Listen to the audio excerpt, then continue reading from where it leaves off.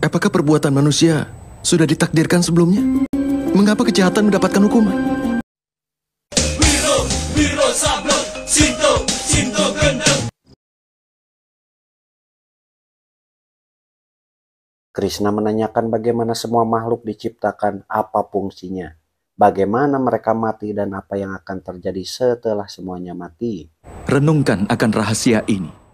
Arjuna menjawab, jika tubuh manusia berasal dari tanah, di mana tubuh manusia terdiri dari 5 elemen dasar, tanah, api, air, udara, serta ruang yang disebut dengan Panca Mahabhuta. Yang disebut Panca Mahabhuta. Lalu Krishna berkata, jika Bhisma dan juga Guru Drona pun tak lebih dari kelima elemen dasar tersebut.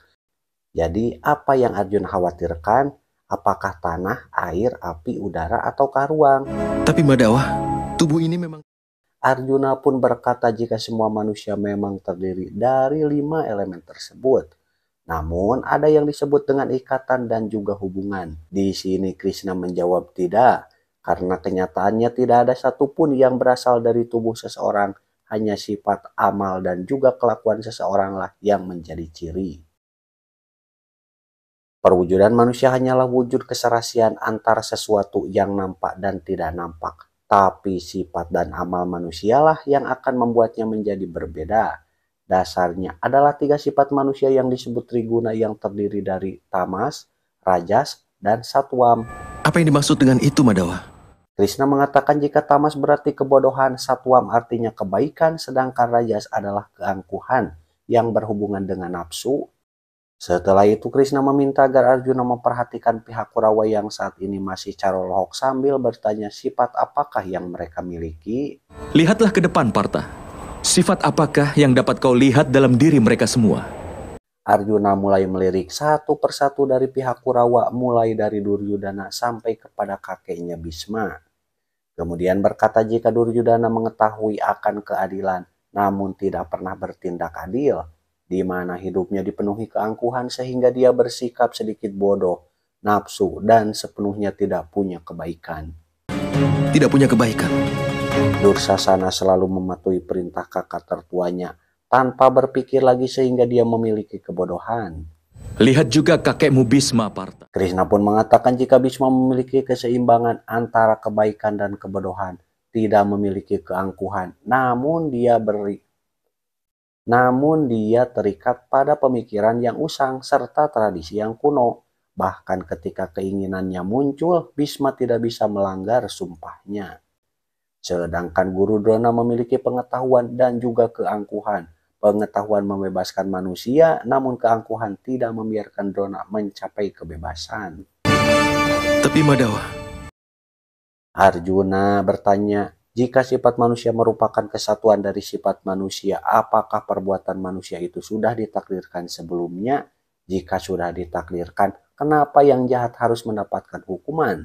sebuah pertanyaan yang bagus, Partha.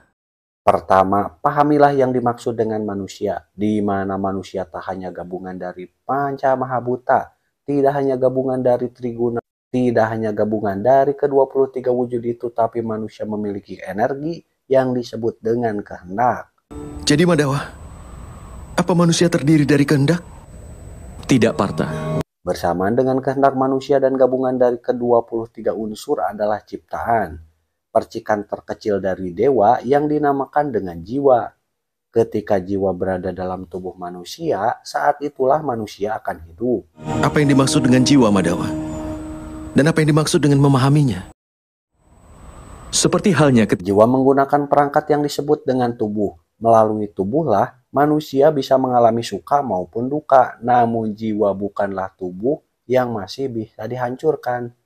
Karena jiwa tidak bisa dihancurkan, jiwa berada di mana-mana dan jiwa itu kekal. Krishna berkata, mengetahui diri sendiri dalam bentuk jiwa bukanlah hal yang tidak mungkin.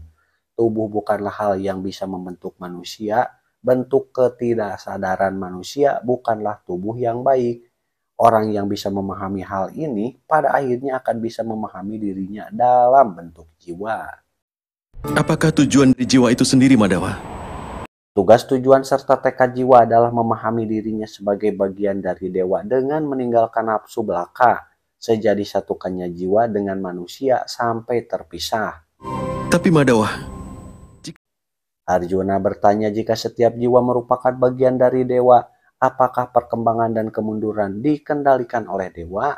Lalu Krishna menjawab, jika jiwa sering menganggap tubuh mereka adalah segalanya, sebuah penderitaan akan dianggap sebagai pengalaman dan mereka pun tidak pernah berusaha keras untuk berubah. Dan menghukum mereka yang jiwanya tidak mau berusaha keras untuk berubah merupakan hal yang tidak bisa dihindari. Mengingatkan dan menghukum mereka adalah hal yang tidak bisa dihindari. Krishna berkata, jika Arjuna bukanlah sebuah tubuh melainkan sebuah jiwa, semua orang yang Arjuna lihat di medan perang ini, tubuhnya akan mati. Namun jiwanya akan selalu menepati tubuh baru lagi. Sampai mereka tidak menyadari dirinya sebagai jiwa yang murni, sampai mereka menyerahkan ketidakadilan dan mencamkan keadilan ke dalam dirinya, maka jiwanya akan terus lahir kemudian mati. Ini adalah pelajaran pertama dari Brahma Widya Partha. Mereka yang lahir pasti akan mati dan mereka yang mati pasti akan dilahirkan kembali. Pengetahuan inilah yang disebut dengan Samkhya Yoga. apa keadilan dan ketidakadilan itu, Madawa? Arjuna bertanya apa itu keadilan dan ketidakadilan.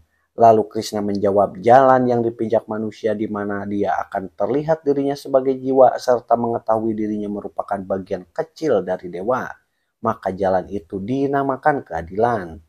Maka dari itu, ketidakadilan nama lain ketidakpedulian.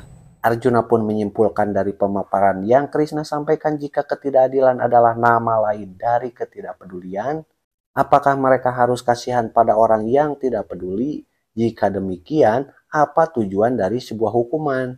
Krishna berkata dalam rangka menyambut generasi selanjutnya agar memperoleh keadilan, maka mengembalikan keadilan dan menghabisi kejahatan saat ini merupakan hal yang tidak mungkin terelakkan.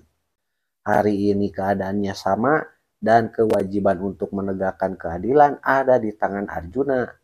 Krishna menyarankan agar mulai sekarang Arjuna harus mengatasi kelemahannya serta bersiap menghadapi pertempuran. Tapi pembunuhan akan dilakukan dengan tanganku. Arjuna masih colohok namun tak lama karena dia pun bertanya kembali, jika pembunuhan ini dilakukan olehnya, bukankah ini telah menghancurkan belas kasih dalam dirinya? Jika belas kasih merupakan dasar dari keadilan, bukankah jiwanya akan menjadi tidak adil? Krishna pun menjawab bahwa batas keadilan sudah pasti dibuat, namun batas dari amal belumlah dibuat. Perbedaan dari perbuatan dan amal sangatlah perlu dipahami lagi. Semua amal adalah perbuatan, namun tidak semua perbuatan itu amal. Amal adalah suatu perbuatan di mana hasilnya sangat diharapkan. Ketika amal ditunjukkan untuk mengharapkan suatu hasil, maka dinamakan sakam karma yoga. Dan ketika amal dilakukan tanpa mengharapkan hasil apapun, maka itu dinamakan miskam karma yoga. Inilah alasannya mengapa dia harus terlahir berulang-ulang. Kenyataannya manusia tidak terikat dengan sebuah amal, tetapi rantai pengharapan yang terhubung dengan amalnya lah yang mengikatnya. Dan selesailah episode kali ini yang masih membahas seputar keraguan Arjuna sebelum perang Bharatayuddha. Tak lupa saya ingatkan agar nonton film aslinya supaya apa? Supaya hal yang kurang jelas menyampaikannya bisa ditampilkan sesuai dengan adegannya. Terima kasih dan selamat bertemu kembali di episode selanjutnya.